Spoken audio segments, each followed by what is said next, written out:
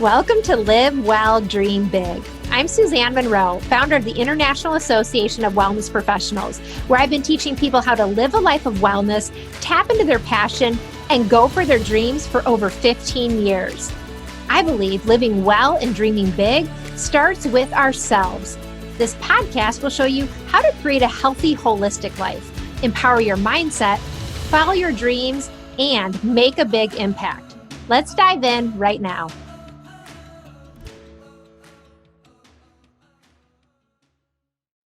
Welcome to Live Well, Dream Big. I'm excited for today's episode because we're talking about an important women's wellness topic, one that I don't think is really talked about that much. It's your pelvic floor health. And my guest today has a personal story and journey around this that I think is going to cause you to consider your own pelvic floor health, an area of wellness that you want to pay attention to. For all the ladies out there, I think the more that we can give voice to the parts of our health and life that often aren't talked about or are whispered about or kept quiet or only dealt with when it's too late or it's an emergency, I think the more that we can become empowered. Let me put this another way. There's a lot of power down there, ladies, but we have to own it, right?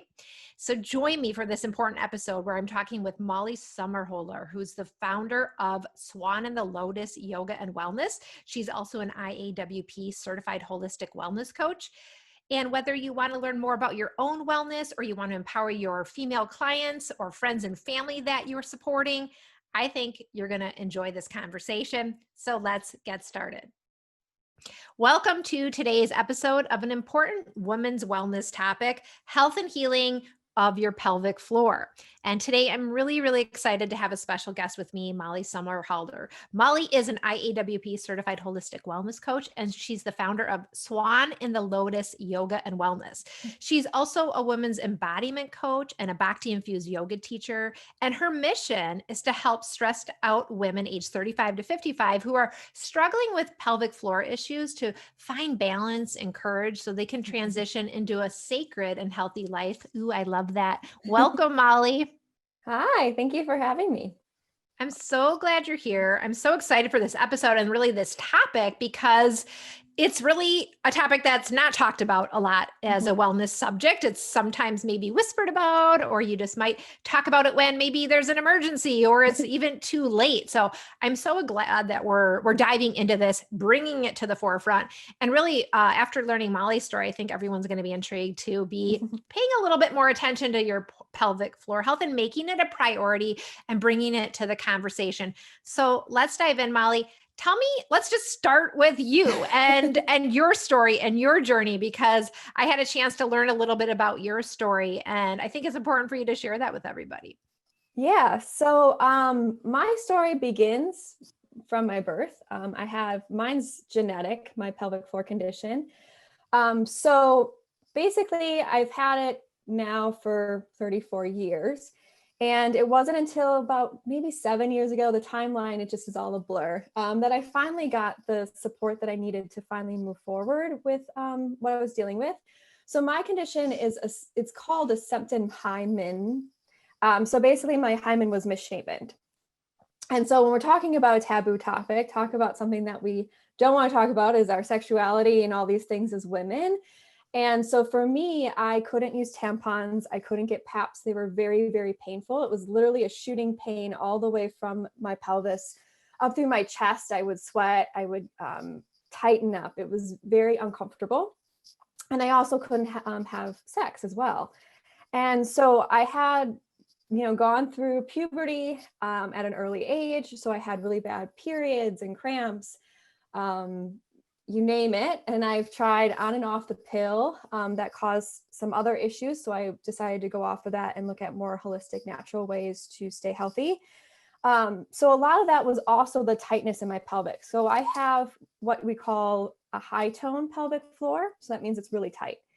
And so on top of that already condition and then having the tight pelvic floor, and I found out that my mom and my sister as well had versions of this, but I was the lucky one and got the biggest obstacle of them all.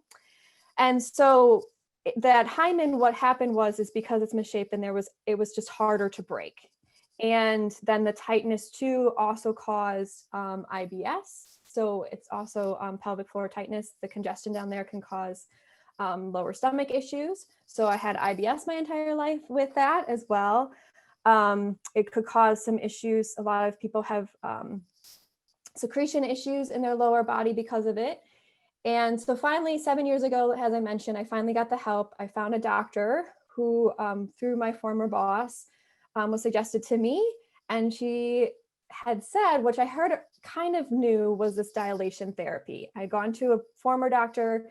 They gave me these dilators. If you're not familiar, they're basically these cylinders, and then they go to different sizes, and they're like a stick, and they're rounded at the top. So you go through the process, but the size they gave me was nowhere near what I could start out in. And so I had those for years and never did anything with them. And then this doctor, and then that doctor said I could have surgery, which could have scar tissue if I wanted to have children. And at 23 years old, I didn't want to make that decision of, do I have problems later on? So I was going to go through that path, and then didn't do anything about it. 7 years later, or a few years later, finally found my doctor. And she said there's pelvic floor therapy. And so I went through pelvic floor therapy for several years doing the dilation. So that was about 1 to 2 year working through that. I still have to do a lot of the things I did today because it's not like these go away. And then from there, I was able to use my yoga practice as well as the dilation therapy, the physical therapy, to help me loosen up my pelvic. So the high tone kind of went away. I noticed as I was going through that, my IBS was starting to help as well, among other holistic things I was doing. And really the lifestyle changes that happened. I was able to use tampons for the first time, and, have sexual partners and all these things that I never thought were something that I could have in my life. So that was really my journey towards it. And then when I was going through the journey, I started talking to other women, a lot of fellow friends that were having issues with prolapse and UI, which I'll kind of talk about what those things are. And I kind of formed this group of yoga for women's health. And because of my own personal shame and not wanting to talk about it, like sharing the story, it's like a year ago would have been like the hardest thing to share. But I'm finally stepping into that space where I'm like, there's a lot of women out there that need this support. And my story, I found, is not unique. We might have different conditions, but it's not unique at all. And the times are changing, thankfully, but we've lived in a space where men dominated our sexuality and dominated where we are as women and the conversation around our bodies.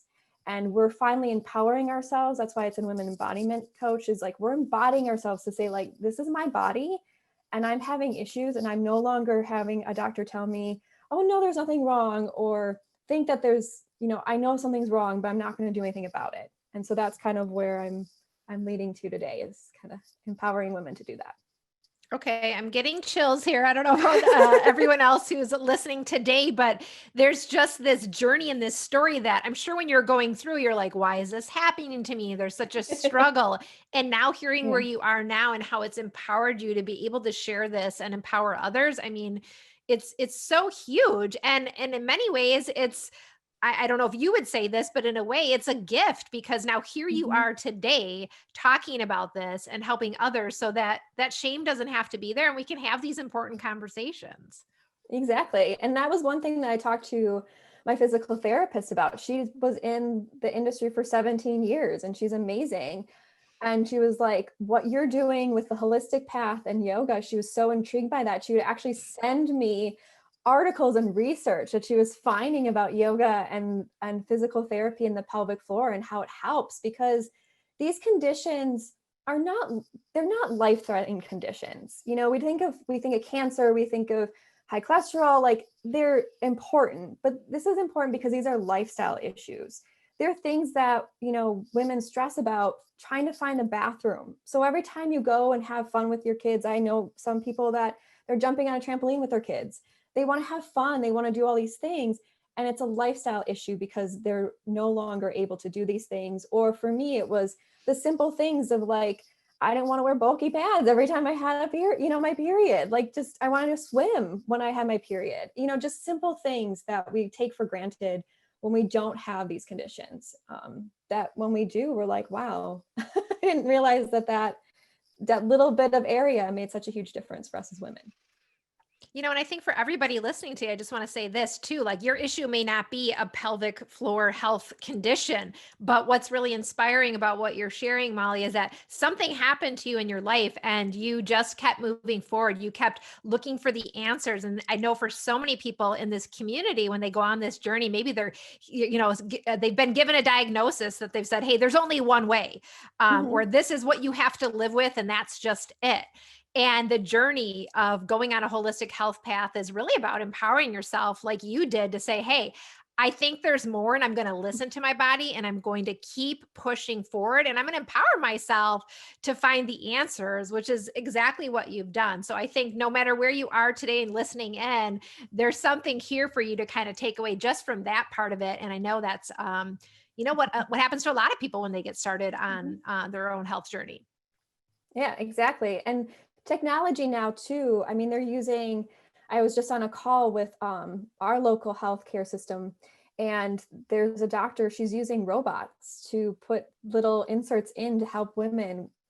So like back in the day, they use mesh, and we hear all these stories of people's mesh causing issues and dropping down, and because they're trying to lift up, and they're having to have reconstructive surgery. And now there's all this new technology, like new things that I didn't even know that were out there. That's really exciting to see that there's more help out there. I was in a forum where someone said she's gone to multiple doctors and doesn't feel any help. And I was like, keep pushing through, because if you know what you need, you're gonna find, like myself, like I knew what I needed prior to seeing my second doctor. And it was my own recognition of saying, like, I need to tell this new doctor, my female doctor, what's going on. And she had the resources that may not have been that years prior. Maybe that doctor didn't have that resource, right? And so as pelvic floor therapy becomes more prominent, as doctors and technology is gaining, it's really interesting to see the progression. And that might be the same case with something else that you as a coach might be working with people, is like continue that research, because in the medical world, they're just starting. I was just talking to my mom about this, like they're just starting to understand the wellness world. For so long, we were told, okay, take a pill. And now they're seeing that wellness is key. And so they're amping up, especially locally here, they're amping up their wellness things that they're offering and saying, like, we have these therapies for you, which is really encouraging. So whatever your focus might be as a coach, take that opportunity to learn what locally or nationally is happening in the medical world, because you'd be amazed at what they're doing as well too. Well, and that's one thing, as far as health and wellness coaching goes, and holistic wellness coaching specifically, really gets to be that bridge between Mhm. these two worlds, right? To really be Yeah. that guide for people to say, okay, let's look at all the different options for you. And for those of you listening today, there's many listeners who aren't coaches, but you're just getting started on your wellness journey. I want you to just take away the point that, like, there's many different paths. And if you get an answer and it just doesn't feel right, keep exploring, keep researching, keep looking, keep talking to people, just like Molly did, which is really gone and really changed your life in so many ways to where you are today. Let's back up a little bit, Yeah. because we're talking about the pelvic floor, and many of us listening Mhm. today are like, okay, yeah, I know what you're talking about, but let's really dig in. Yeah. Where's this located? And I've heard sometimes the pelvic floor is sometimes referred to like as your core. It's really the foundation Mhm. of your muscles.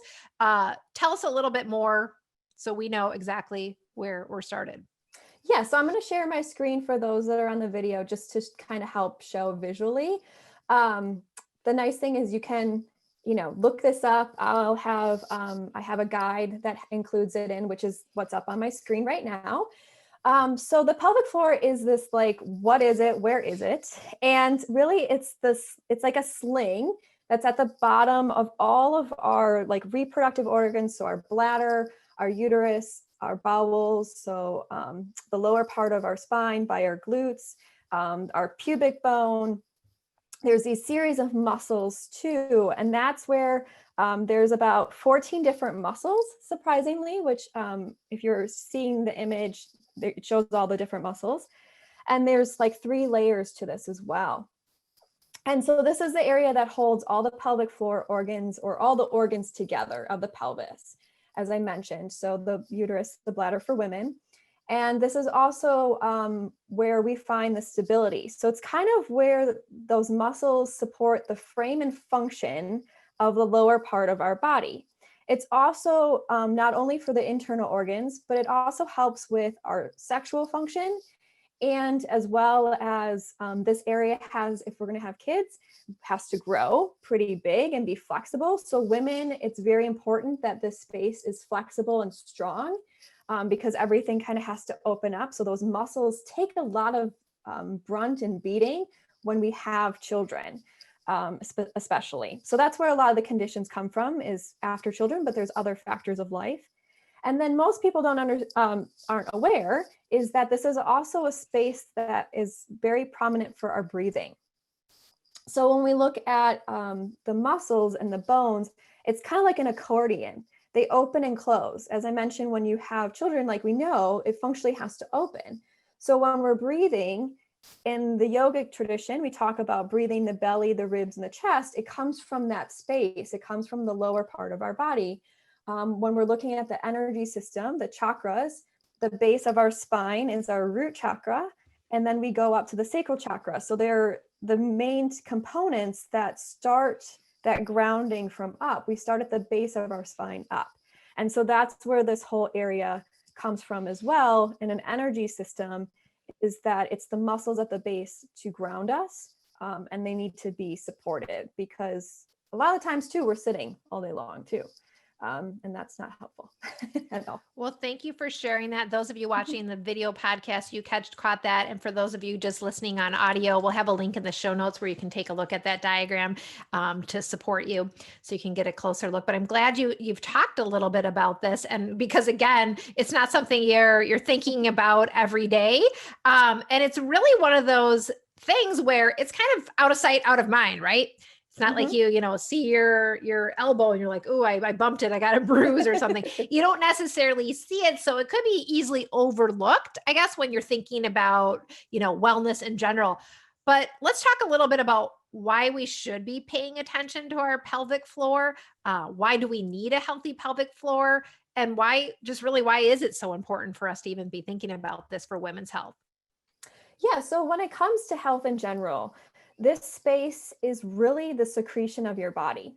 So when we think of our health, we talk about having, good quality secretion, and that includes our urine and our fecal. And when that isn't happening properly, that's a lot of the times that's a malfunction in this space, or can be contributed depending on what's happening. And so we want to make sure that this area is flowing.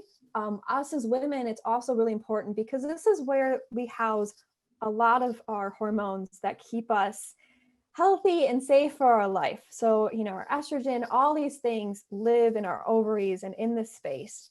And if we're not properly taking care of it, it can cause a lot of other issues when it comes to hormonal balance as well.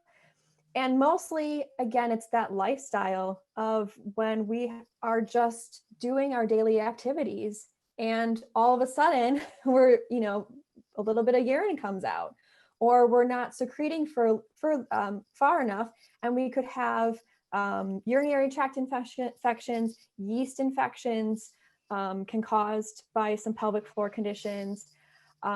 Again, we can have issues with our secretion of fecal matter. There's endometriosis, there's endometriosis, so there's other conditions that live in this space when we're not properly taking care of it.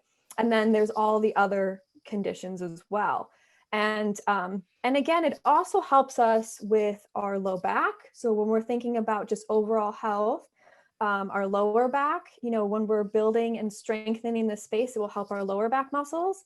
As I mentioned, I had issues with IBS. We actually can have contraction of flow to our legs. So it can also have issues for like varicose veins if we have not enough flow in our pelvic and pelvic floor area. So we want to make sure that can help with our circulation. There's also they're finding that the pelvis is connected to our jaw. So if we have clenching jaw, we're actually connecting that to our pelvic floor. So I know I'm in the process of, with my chiropractor, releasing my jaw tension. And when I started the journey to my pelvis, I was noticing my jaw was starting to click. So those things, everything is structurally connected. And that space, if it's not taken care of, can have some major impact on the body. I'm glad you shared that, right? Because there might be those listening today are like, oh, I've had a couple of these issues. Maybe I should be paying attention. But there might be those who either are totally disconnected, they don't have any awareness, or they just don't have any issues. But it sounds like from your perspective and a holistic health and wellness perspective, we're also talking about, even if you don't have any current issues, there's a preventative piece here. We should all really be paying attention and caring for our pelvic floor health so that we can stay healthy for the long term and avoid maybe some of these other secondary issues that might be related. Is that accurate? Yes. And it's important, especially that's why I focus on 35 as early and even earlier than that. Because as we get older, the higher the risk we are to getting a pelvic floor condition. And so if you take care of it now, or if you're starting to notice that you're getting, yeast infections, or you're noticing these things, if you're becoming more aware, as you progress, you might say like, oh, I do have a condition, or you're building that strength and that flexibility. So you might not have that condition if along the line. So, but it becomes more prevalent as we get older. So the more proactive we can be to keep the space healthy, the better for us down the line. Well, that totally makes sense. I know you want to share some statistics as well, just for those of you who are like, I'm still not quite convinced. Let's get into some of the hard data here about women in regards to having pelvic floor conditions in their lifetime. Yeah, so let me pop that up. I want to make sure I get these right for you guys. But yeah, they are very common. So 10% of women ages 20 to 39 are going to have a pelvic floor condition. 20% of women ages 40 to 59. 37% of women ages 60 to 79, and nearly half of women age 80 and older will have a pelvic floor condition. So it's more common than we give it credit for. Yeah. And like you said, it increases over time. So no matter where you are right now within that age time frame, it's something to be paying attention to be proactive. Let's talk about some of the various conditions, because I know you've thrown out a lot of different things here. Let's kind of narrow it down for people. What are some of the main pelvic floor conditions we want to be thinking about that we might face in our lifetime? Kind of what causes them, and what can we be thinking about? Yeah, so the main ones that are most common for women are urinary incontinence or fecal incontinence. That's where there's pressure in the abdominal, where if you're jumping or running, you might secrete a little bit of urine or fecal. So that's really common. There's also pelvic pain during intercourse, as I had mentioned, as well, or my condition, that's another condition as well, that tightness. There's the urinary urgency. So that's an overactive bladder, is where the bladder is just functioning at a hyper speed, or we're not, there's pressure on it and it's not getting rid of all the urine. So you also want to make sure that you're getting rid of all the urine as well. So that's a common one. There's bowel dysfunction. That's another one too. And that's sometimes contributed to what we call pelvic organ prolapse. So when you were looking at the image, or you look at the image, it's where basically those internal organs drop down. And so they can, at some point, like if you have a uterus that drops down, it can actually go through the vaginal opening, like push out. So you can have rectal prolapse. You can even have bladder prolapse. So those muscles just, they're so what we call low toned that they go down and out. And then you also have vaginal atrophy, which is very common after menopause, where you get dryness, discomfort, pain, thinness in the vaginal opening. So that's common for women, especially. And so when we look at these conditions, they're put into two different categories. So there's the high tone, which I mentioned. That's where things are really congested and really tight. And so that's things such as painful, sex, overly intense, inflexible. We have spasms. You're able to stretch or move. So that's very common. And then there's also the low tone. That's where what we call UI, or urinary incontinence, or stress incontinence, because stress can actually increase UI. There's stress urinary incontinence. When we're stressed out, it can cause the muscles to secrete as well. And then there's also losing of urine and stool. There's the pelvic organ prolapse. So that's, again, the dropping down. There's the overactive bladder. That's when things are low toned, when things are not strong enough. And some women even have a mix of both, which gets even more complicated. So those are the main ones that women encounter at some point. There's so many other. There's things like, endometriosis and things like that. They're in a whole different category because there's hormonal stuff involved, but these are physical things that happen to the pelvic floor at some point. They can be caused by a multitude of things. So surgery, age, again, more common post-menopause. Menopause is usually around 40 plus. It can actually go as early as 28. So even if you're not, if your clients aren't in menopause yet, or they're young, you think too young, there's never enough time to learn about menopause. That's another taboo topic. And it's something that naturally happens for every woman. No medication will ever take that away. So we all just have to go through it, and our body changes. So the more you can educate yourself about menopause, that's another thing I help people with, the better. Labor and pregnancy, most common. A lot of people, even after one child, might have prolapse. Genetics, like my case in point, extra weight, injury, constipation. So if you're straining to go to the bathroom, so if constipation is a health issue that you're having, getting that on track, because the more we strain, the harder it is on that area. Some people can actually get it from lifting. So lift with your legs, right? I say lift with your legs, protect that low back. Obesity, and again, back pain. So it's not just pregnancies and labor that causes this. There's many other things. So that's interesting, right? So like it could be genetic, it could be just normal aging, and you said stress earlier, like everybody has stress. So it's like, okay, all these things could cause this. So let's talk about what we can do to either be preventative, or what we can do if we're noticing signs and symptoms to start overcoming these conditions. What can we do just to stay healthy and keep our pelvic floor in good condition, Molly? Yeah, so there's many different holistic things that I've come across in ways. There's, obviously there's medical technology, like I mentioned. But for me personally, I've been doing yoga for 20 years, and that's helped me not only with the physical, but the stress. So I focus a lot on connecting to that space in my practices. I actually do like Yoga for Women's Health series, where we focus on that.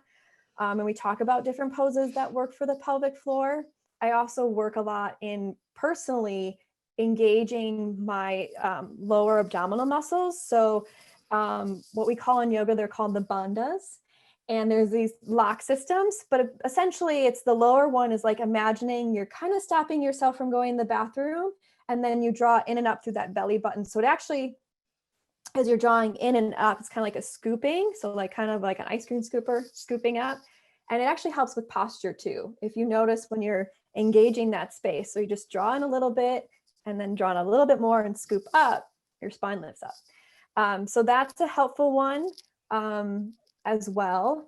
Some other things you can do if you have a condition, again, there's physical therapies out there.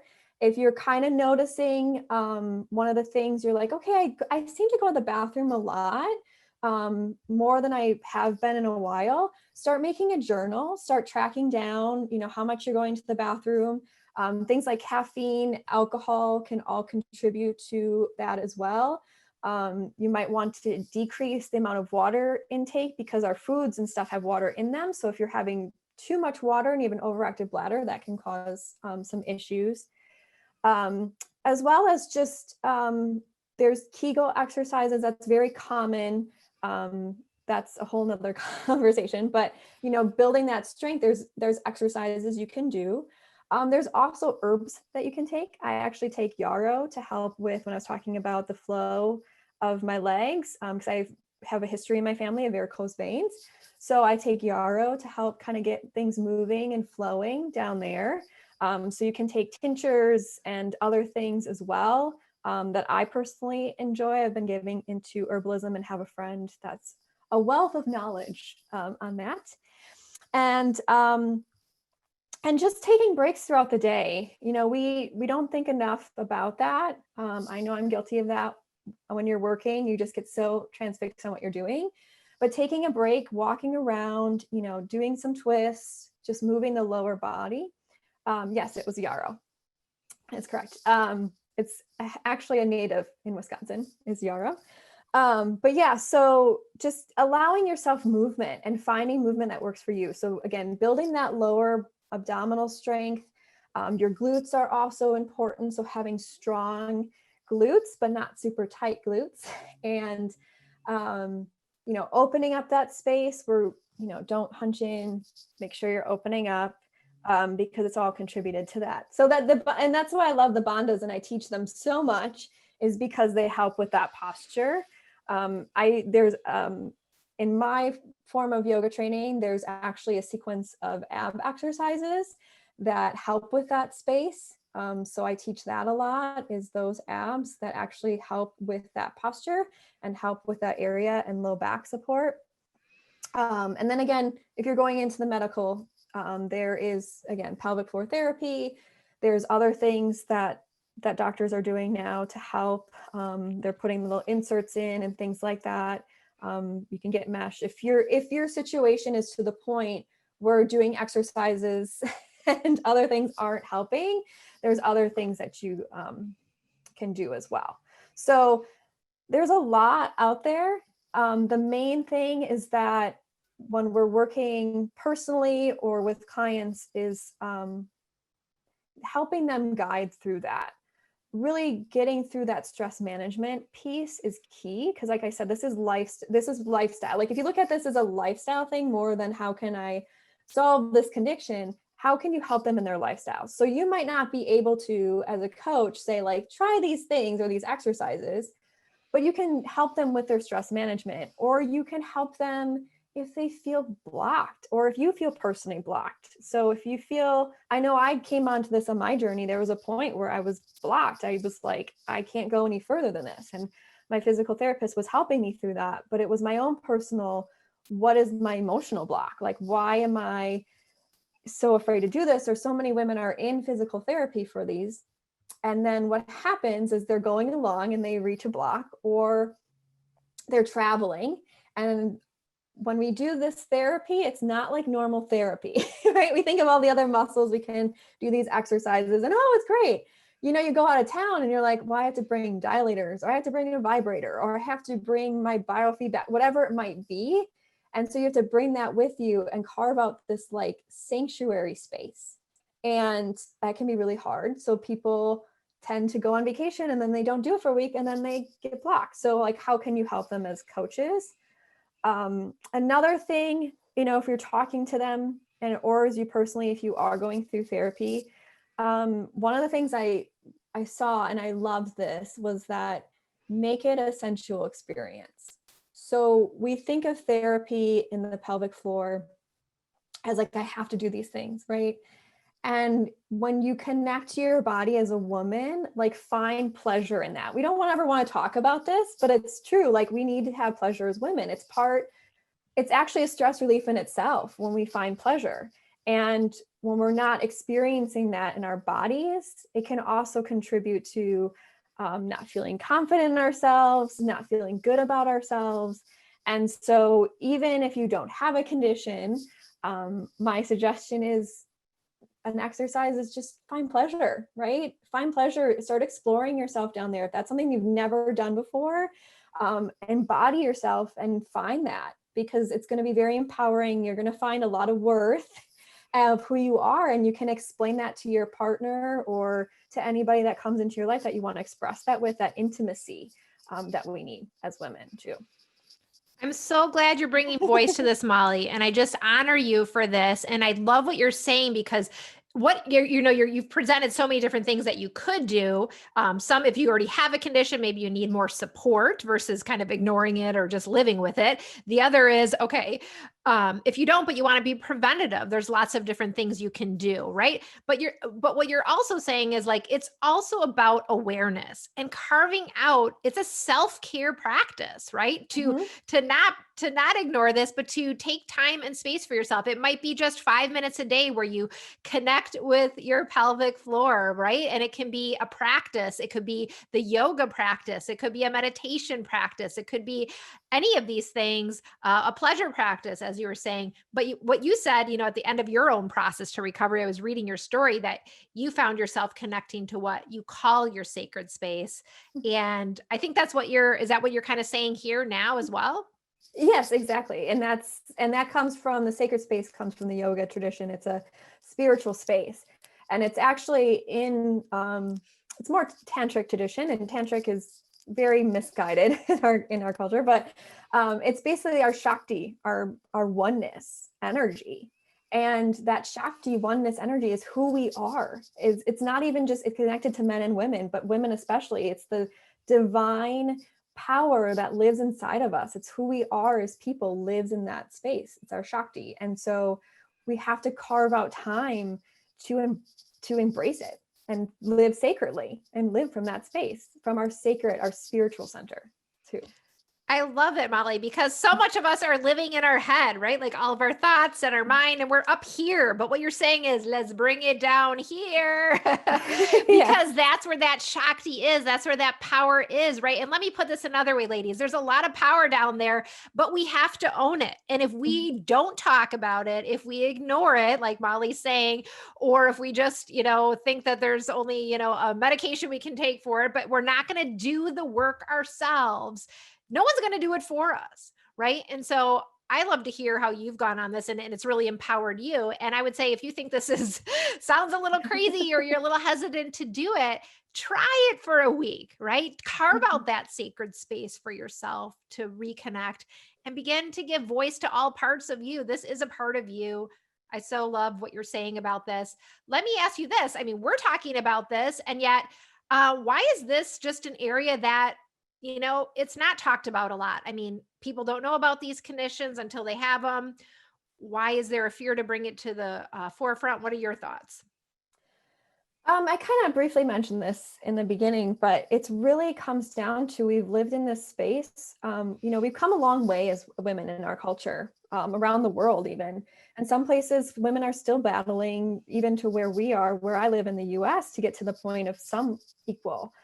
And for so long, especially in our advertising and how we approach women's bodies, we've seen them as objects. And I know for my mom personally, like my grandma never talked about, I mean, she was a strong businesswoman. I love her. She was very empowering. She was beyond, went to the first women's business school in our area. Like she was on it. But when it came to this part of our body and our sexuality and who we are as women and physically, we've just never talked about it. No one, majority of my friends are in their 60s and 50s are like menopause. Like I had no idea what it was until I went through it. Like their doctors aren't even talking about it. And we lived in a culture where sex for women was taboo. If you talked about anything that was your body, like how dare you, or we were labeled as certain things because we would talk about sex or be sexual beings, or like look at that person like, ooh, and that's not true at all. That's just part of who we are. It's just as much as it's part of a man, like it's okay for males to talk about it, just as much as it's okay for them, it should be okay for us. And there's things, that they have taboo topics that they don't talk about. And this area has always just been kind of like, you just don't talk about it. You talk about everything else, but you just don't talk about it. Like that's not appropriate. Like just don't go there. And it's sad for the fact that women are suffering in silence with it, or don't even realize that they're suffering until someone's like, hey, if you're losing pee while you're jumping, like, there's things you can do. There is help out there, or you don't have to be in this pain. We don't have to back away from our partner because we're afraid to have a sexual experience because we're experiencing pain. And more of the conversation, as I notice and get into this world, when you go in the forums, people are just so ready to share, and they're so ready to say these things. And so we're at a cusp where people are ready. But we're slowly getting there. One thing we were talking about at my other work is we were talking about anti-racism and social justice, and it's like, it's a journey, right? And so it's just this like one step journey. And so that's kind of like, even just talking about this with all of you, it's just that one step journey of getting closer so women feel comfortable talking about it. And it's really about, since it is a taboo topic, you have to come in this space of, some people might not want to talk about it.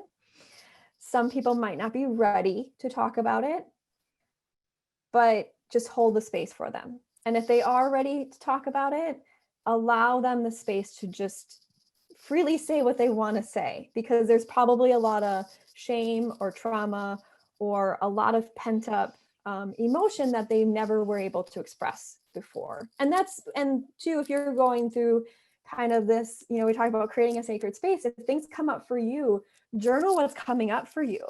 Journal what's happening. A lot of people too have, bad sexual experiences, or have been basically, raped or whatever it might be in this area. And so just hold that space for yourself or someone else, because, they might have blocked it out completely, or not even realized that they have a tightness in their pelvis. They're tightening up because of a traumatic experience. For me, my traumatic experience was physical.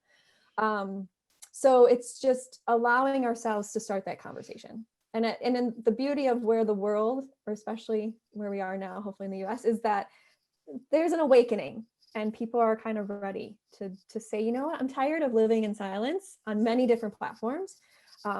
It's time to give my voice and go in spaces that I feel like I can give my voice.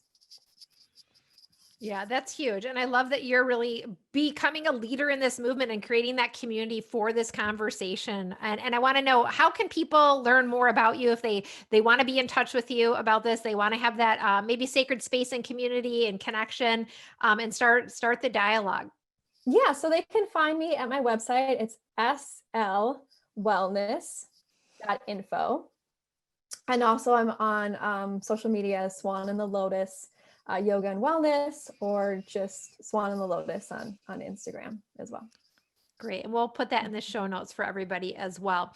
Let's shift gears now and pop over into our coaches for our talk back section. We've been talking a little bit about how coaches might support clients, but also for our listeners, this is really for you, about tapping into your own empowerment and paying attention to your own pelvic floor health. But what I want to do now is switch over to our holistic wellness coaches who are joining us live for this episode. And we're going to hear your questions, hear your breakthroughs, hear your stories or reflections that you have. So let's do that now. And now is really a great time to ask Molly a question or share anything that's coming through for you. So if you have a question, all you have to do, or a comment, is if you're on video, just go ahead, raise your hand if you're out there, and we will give you a microphone. And if you're on audio, you can also just unmute yourself. That's another way to do it, depending where you are. Let me see if anybody is. Heather is there. Let me give you a microphone, Heather.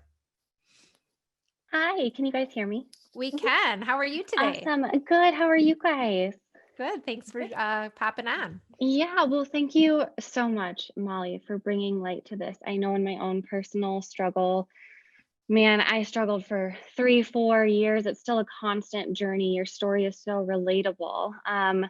I battled endometriosis and still do, and pelvic floor dysfunction as well. And I know the feelings going into that physical therapy, it can be kind of self-shaming, honestly, at first. And so that is a journey. And I don't think it can be expressed enough how empowering that is, but how many obstacles you also have to face in that process to get to that place of empowerment. So I love that you're bringing light to this. I also just wanted to mention something super cool that you mentioned was the root chakra.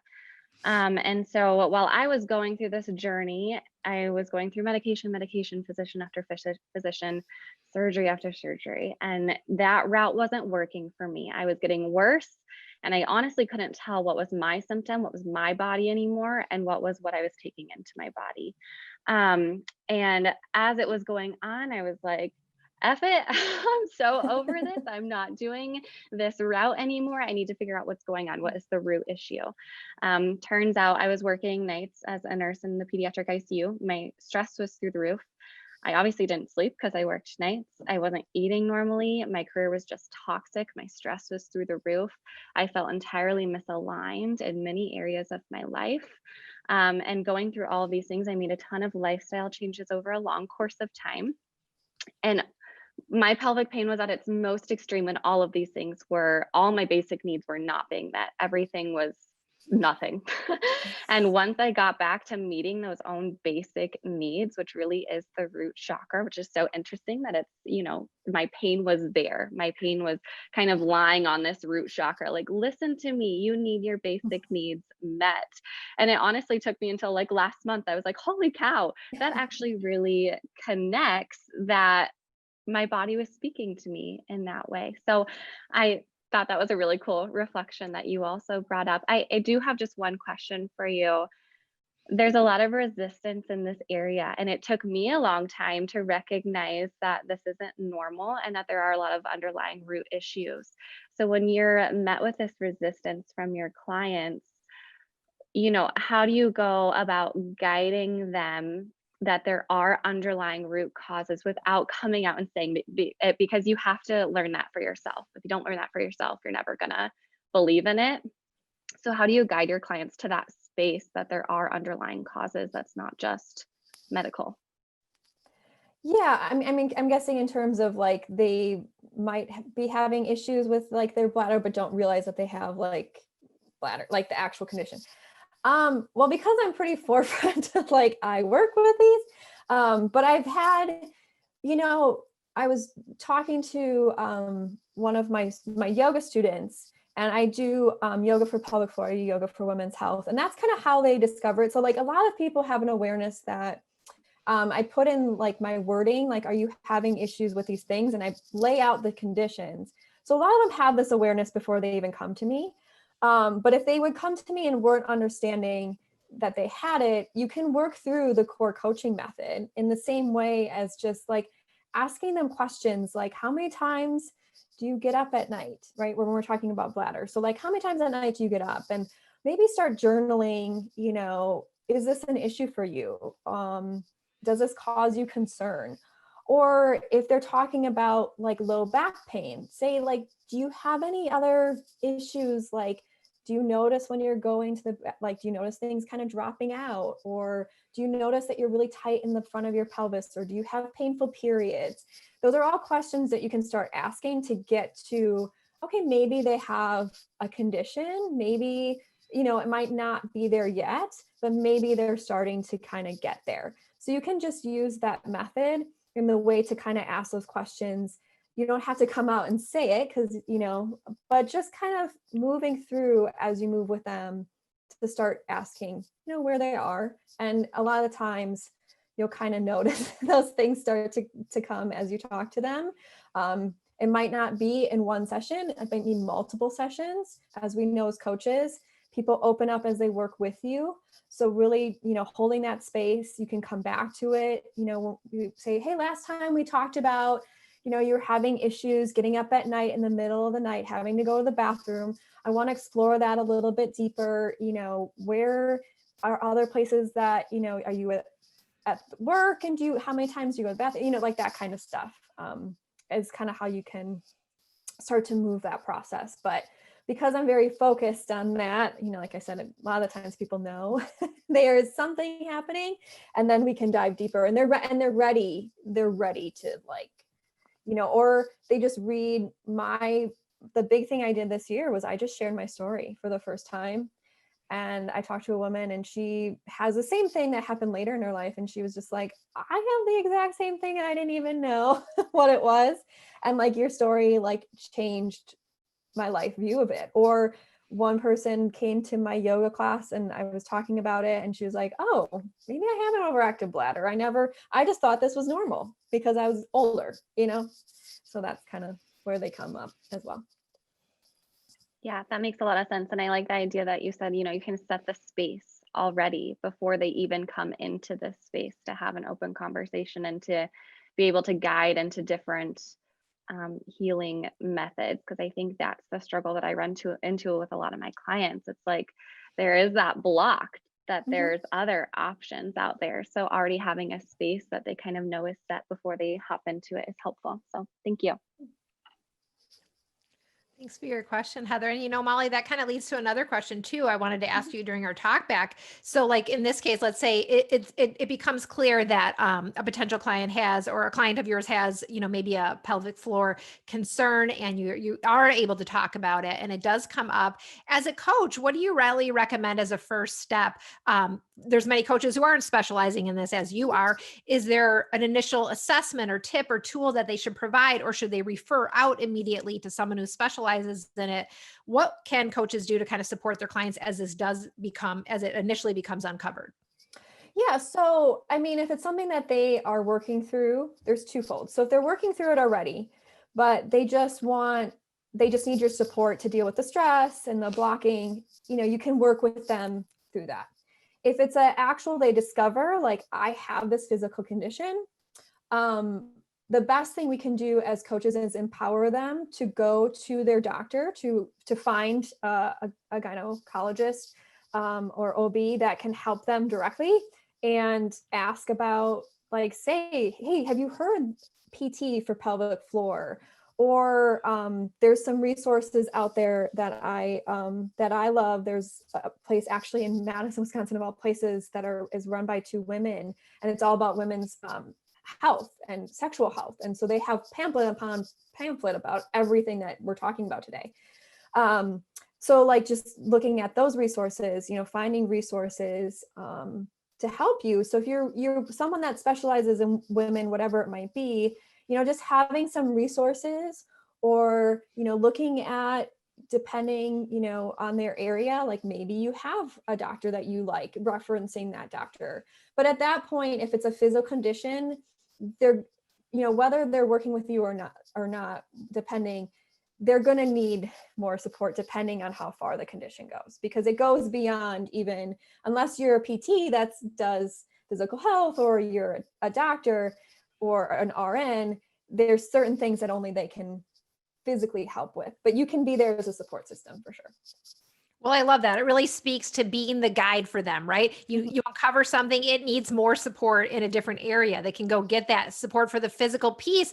And yet you tie it back to, you've been talking about the physical, but there's also the emotional, the mental aspect. There's so many pieces. And even Heather shared, you're not eating well, your sleep, all these factors that really, when you think about the Wellness 360 wheel, that if those are out of balance, it's going to be impacting your pelvic floor. So you can begin working on those things, and likely so many things are interconnected, as you shared today, Molly. So I love that. It's really kind of a two-prong approach. What can you do to support from the holistic health and wellness side to empower and strengthen? And then how can you be that guide for them so that they can get the help they need and bring voice to it? That's powerful. Let's pop back to everybody. Is there anybody else who wants to share? I'd love to hear from somebody who's kind of had maybe a breakthrough, like something you're going to do next, whether it's with yourself or your coaching clients, or maybe you have a question or just something you want to share about this topic. Let's see if there's anybody out there. I think Sabrina is raising her hand. Hey, Sabrina. Hi, thank you so much for bringing this topic to light and to sharing. I have a question about, because this is something, I'm 49 and I've been experiencing every time the doctor says, oh, well, you're premenopause. I'm like, no, that doesn't apply to me. But I've noticed changes, and I started taking omega-7, but you mentioned Yarrow. Yep. And is that something that you should take after you stop having your cycle? Because I'm still getting my cycle regularly. So I have a question about that. How do you use that? Well, Yarrow is just an herb, and it's not like St. John's wort where it can interact with any medications, which is nice. So you can anybody can take it. You don't have to be you can be postmenopausal, you can be wherever. It just, what Yarrow does is it helps the circulation of blood flow through your body. So if you have tightness in that area, or like I said, varicose veins, anything like that, like I take Yarrow to help with that congestion in the lower body. So that's why I take it. I take it as a tincture. So there's a local apothecary, herbalist. That's what he specializes in, and he makes them. So I get my tinctures from him. You can actually order them online. So I know that they're pure. A lot of them actually are harvested from our area because he does foraging. So that's how I take it, as a tincture. So it's just a droplet. Tinctures are basically, they take the herb and you put in alcohol and they go through this process and then it becomes a liquid and you just put it on your tongue. And that's how I take my Yarrow every day. You can also do it as a tea. So you can take Yarrow as a tea as well. So will that also help with the lining and with dryness, do you think? The dryness, that if you're postmenopausal, they usually say you can get an estrogen cream. Will help. I haven't gone through menopause. Okay. But if you're on the cusp, you're probably moving into that stage. So after that, so estrogen is fat soluble. So it lives in our fat cells for as long as we need it. It's just when we go through menopause, we go from having 2 sets of hormones so we can have babies to 1. So it's kind of like the reverse of getting your period. That's kind of like when you got your period, you got hot flashes and you got all these crazy things, you're just getting it in reverse. So what happens is the level of estrogen, it just gets secreted differently. And so we have lower. So it can cause dryness. You can actually have dryness when you take the birth control pill as well. So down the line, you can, if you're on the pill or you're having issues with dryness, it just means that maybe there's not enough estrogen. You can talk to your doctor. Otherwise, simple things is a water-based lubricant. So when we think of like KY and all those things, those are silicone. Well, those are great for friction, but they're not good for moisturizing. So you want to have a water-based lubricant, and there's many different ones out there. So you use that, and you just actually, there's a therapy that you just roll it around, and you can actually leave it on overnight, and it will hydrate the vagina. Same with vibration. Also creates a natural lubricant, because basically the acidity and the lubrication goes away as we get older. And so those things can kind of help as well. Awesome. Thank you. Thank you so much for sharing, Sabrina, and asking that question, and Molly for your response. Anybody else out there have a question or thoughts they want to share while we're together live in our talk back? I see Jennifer. Let's go over to Jennifer. Oh, hi. You're on. Hi, great to be here. Thank Good to you. see you. Wonderful session. I am a yoga instructor as well, and I do teach men and women, but I do have primarily a nice group of women and of all ages, but tend to be a little bit older. And this is a topic that has come up with, I have a client as well who's had the prolapse with and has had to use the mesh. But I was really interested when you were talking about the bundas and then the abdominal workout that you do, focusing on the lower. Is there any way that I would be able to connect with you or to find out more about that? Because I'd love to incorporate that. And I think it's great even having yoga sessions that are designed, for women, that we can focus on that area. Yeah, definitely. You can reach out to me on my website. There was my email. I also have I teach weekly classes online, which is really nice right now. So if I know that you're coming, I can do those abs in there. They come from, if you also want to look them up on their own, my book's deep in the shelf, but Forest Yoga. So Anna Forest created it. So it's 2 R's. She's, like 70, 80 now. But she was one of the main people in the 70s of yoga, and she's a fierce woman, but she's got a book called Fierce Medicine. So my teachers in Chicago, they're Forest Yoga, and then they kind of changed to their own. So I kind of infuse the Forest Yoga in that, but the bandhas are from the general tradition of yoga, as you know. So that one is just, you look up the bandhas, it's a well-known thing. It's the energy locks in our system. It actually helps with the flow of organ as well. So there's 3 different bandhas, and then there's the full bandha. I don't do the full thing in the classes. It's just engaging. And then the forest yoga abs are the main. Yeah, that's the main one I do. Okay. You were mentioning about, and I've had some clients even talk, because I am a massage therapist as well, and has talked about the clenching with the jaw. And I've never heard that with it being connected with our lower pelvic floor. Are there certain, now this is something you're going through, or with your chiropractor, is that what you were mentioning, or your Yep. therapist? And certain exercises to release, or continuing to focus with the bandhas and that, just to release up here. I've never heard that connection, so it's interesting. Yeah. Well, structurally, so my massage therapist, she does a different form of massage. So she actually, last time I saw her, actually did this really cool thing that she learned about a release with it. So it's kind of fun to show me. And then we're just releasing my jaw, and then it's just awareness. So I don't really do exercise, but it's awareness. And then, so for me, that's the congestion and the release. So working on stress, looking at how I hold my tension. And then when we talk about yoga, it's like the opening of the space. So the lunges, the releasing is really helpful for that as well.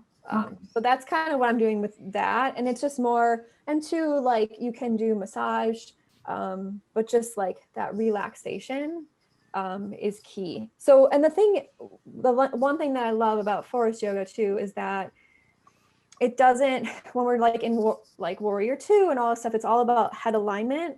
So the ancient yogis didn't have to worry about neck and sitting all day long and clenching. So the concept is we relax our neck, and we don't use our neck, we use our core. Right. And so that's why you do the abs. It's a very different practice. I don't teach the full practice. I incorporate it into my vinyasa background and hatha background.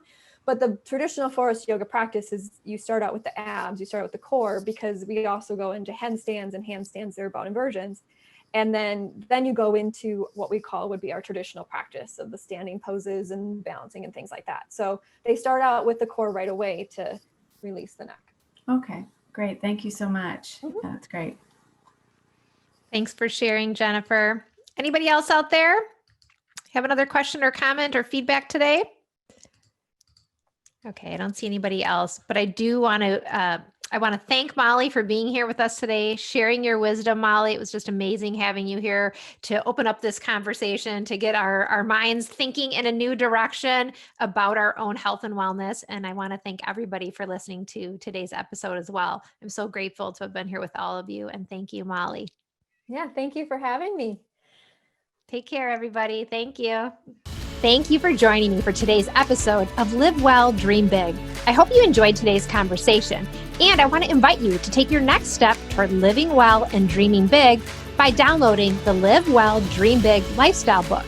It's the ultimate guide to becoming your best self and living life on your own terms. You can grab your complimentary copy by going to the link in the show notes or heading directly to iawpwellnesscoach.com/guide. That's iawpwellnesscoach.com/guide.